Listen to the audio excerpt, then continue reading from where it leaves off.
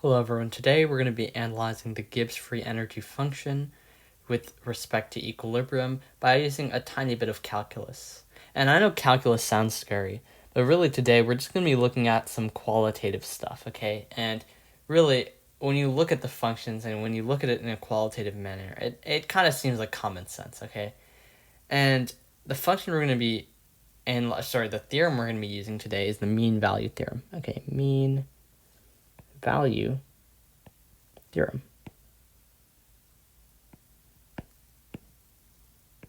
Mean value theorem. What does that mean? Well, okay, let's say we have a function. For example, the Gibbs Free Energy function, right? Let me just redraw that.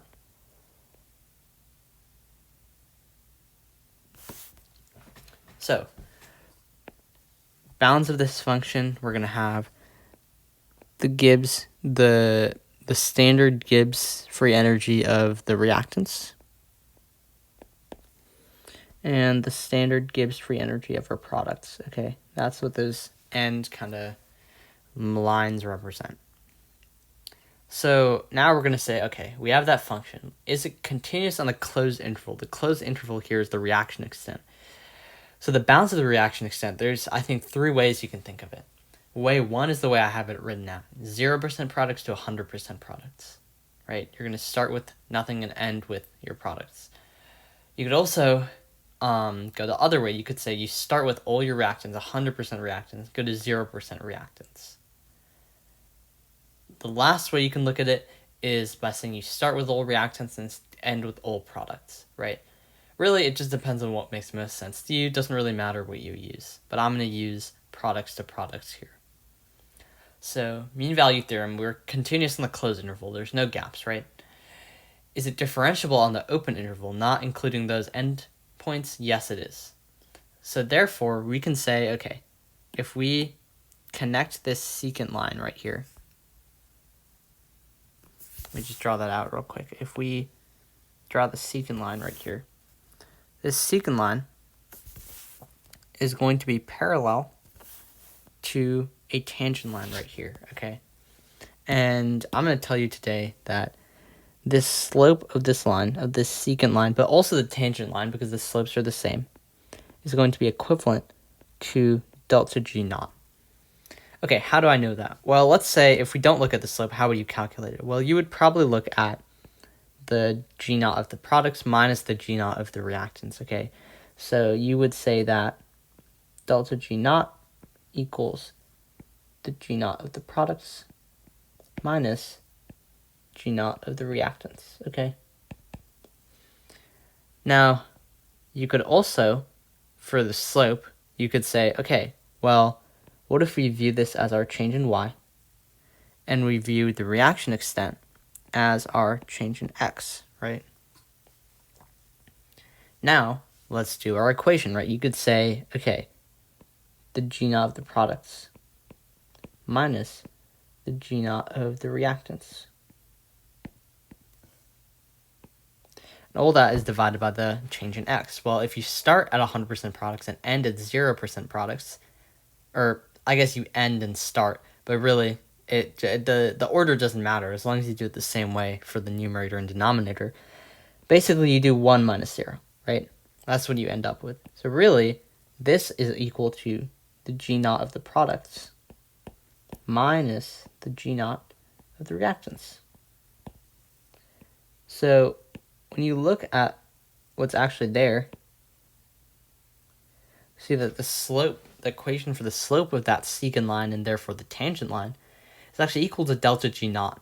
Okay, so what does this tell us? That means if the slope here is delta G naught, well, let's look at the equations. What else can we derive from that, knowing that it's delta G naught? Well, delta G naught equals negative RT natural log of K. And also, more importantly for our case, equals delta G equals delta G naught plus RT times the natural log of Q. What we can say is, okay, if we know our logarithmic like functions, right, we can say that the natural log of 1 is equal to 0. So therefore, we can find that delta G equals delta G naught based on our second equation right here. Second equation tells us that's true when Q equals 1, right? Because if Q equals 1, this RT natural log of Q term is 0, and delta G equals delta G naught. Okay, great. So we know that at this point too now, our second thing we've learned is that Q equals 1 at this point, okay? And that is delta G naught. So if that's delta G naught, where are some delta G's on our function? Well, one place on our function that we also know is equilibrium, right? So equilibrium basically is going to be at this minimum point on the function right here. I'm going to draw that in.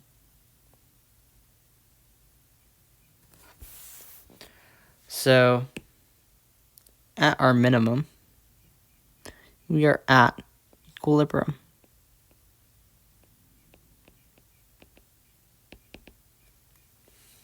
Okay. And at that point, Q, as we know, at equilibrium equals K. Right, so what does that tell us? That tells us that Q isn't 1 because our delta G naught is negative, right? And that kind of makes sense, actually. When you look at the first equation, you'll say, okay, if it's not 1, it has to, because our delta G naught is negative, right, our overall reaction is spontaneous in the forward direction, we're probably going to have more products, right? Or we are going to have more products. So K is going to be greater than 1, right? And then let's say we look at another tangent line, okay? Let's say we look at a line like right here, for instance, okay? What we know is that Q needs to keep increasing, right? So this Q at this point, it's not even at delta G naught, so it's going to increase to get to where Q equals 1, and that's where delta G equals delta G naught. And sorry, let me write this in. This is delta G. That delta G is going to increase over the course of the reaction until it's equal to delta G naught. And then eventually what's going to happen is the Q is going to keep getting larger, right? Because Q here is less than K at this point. And we know that because we're still pretty close to the 0% products, right? We don't have enough products compared to the reactants, right? So as that Q gets larger, the slope of this line of delta G gets shallower, shallower, shallower until it becomes shallow. It becomes just as shallow as delta G naught. That's when it's equal. And then it becomes even more shallow, and eventually the slope becomes 0, right? Slope becomes 0 at equilibrium, right? And that makes sense because if the slope of the line is equal to delta G equals 0 at equilibrium, right? Notice that I did not say delta G naught because delta G naught is equal to the slope of the secant line, which is a point on the curve, but that slope is not 0, right? So, okay, how am I going to summarize this? Basically, I would say that slope of our secant line is going to be on the curve where Q equals 1. At this point, Q equals 1. So that is when delta G equals delta G naught. When delta G doesn't equal delta G naught, there's times, for example, when Q is greater than K or less than K, right? I'm going to include a greater than K. Sorry, I haven't included that yet. But if we were here, this point, Q would be greater than K, right? You have too many products, too close to 100% products. So what you would do is Q would decrease, the slope of it would decrease until it becomes 0, right? You'll notice when the slope is negative, delta G is going to increase until it's 0, and when it's positive, it's going to decrease until it's 0, reaching equilibrium, right? So your kind of analogy here, to me, the best analogy is it's like a ball in a valley, right? Here. So if I have a ball, right, and it's in a valley, it's just going to keep rolling until it reaches that minimum energy point. That point is equilibrium, right, when your delta G is at the minimum energy, right? So that's why it's spontaneous in both directions too, right? That's a common question where,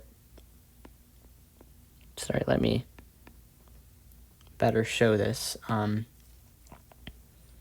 That's that dotted line, that's where Q equals K. And then at any point before that, Q is going to be less than K, and it's going to keep increasing, right, until you get to delta G equals 0.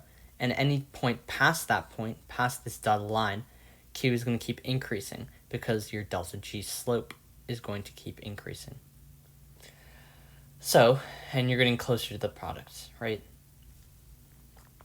So if you think about that ball rolling, it's going to reach equilibrium at that middle point. And yeah, that's basically the gist of it. And if you were to look at the reverse of this reaction, let's say this reaction actually happened this way. So you start there and there. I'm going to make that a bit more pronounced. Start there and there.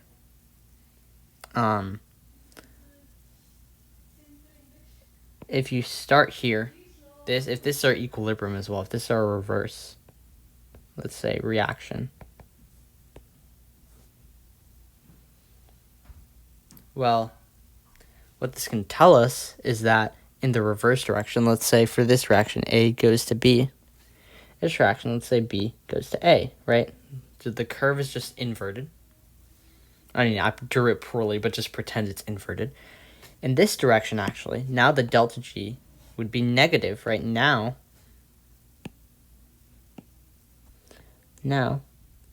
this delta G is negative, right? So now you'll see in the reverse direction, to reach equilibrium, that delta G is spontaneous still, right? So in both directions, it's spontaneous. And you'll notice that the delta G, not the delta G naught, is the one that's controlling the direction of the equilibrium, right? Despite the fact that in this case our delta G is positive, right?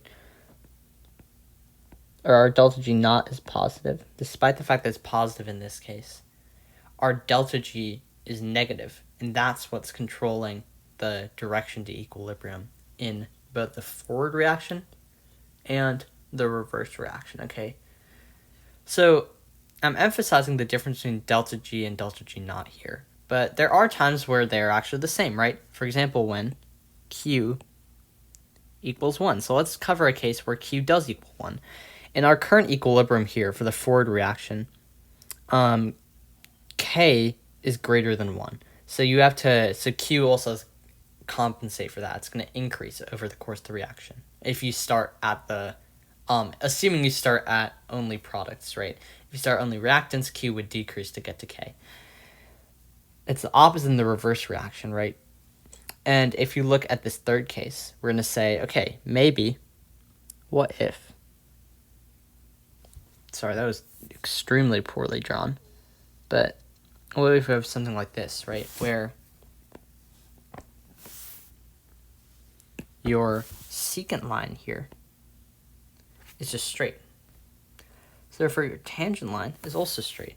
This is known as Rolle's theorem. Okay, Rolle's theorem.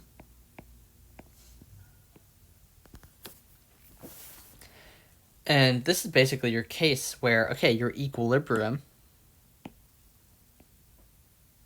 is actually the same as your delta G, right? So I'll draw it below, but know that's basically that. Imagine it's the same.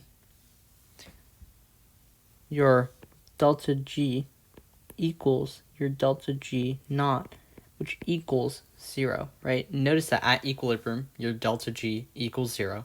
It just so happens that your delta G naught is just your delta G at a specific state, right?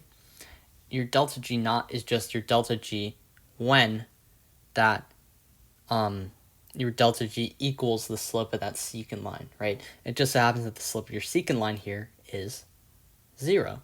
So in this case, your delta G equals your delta G naught equals 0, just like we talked about here. In our first case, Q is going to equal 1 here. So we know that for this reaction at equilibrium, Q equals 1, which equals K, okay? So these are kind of your three cases, really. And I think kind of the big idea I want to emphasize here is that overall, your delta G, not delta G naught, is going to be 0 at equilibrium, right? Just sometimes your delta G naught is also going to be 0. Think of your delta G naught as just a specific kind of delta G, okay? And the sign of your delta G, depending on if you have more products or more reactants, like where along the reaction extent you are, that's going to determine the direction of the reaction. Maybe you'll create more products, maybe you'll use up more products, right? Kind of depends. So that kind of ball rolling down a valley analogy is very helpful. And that's true.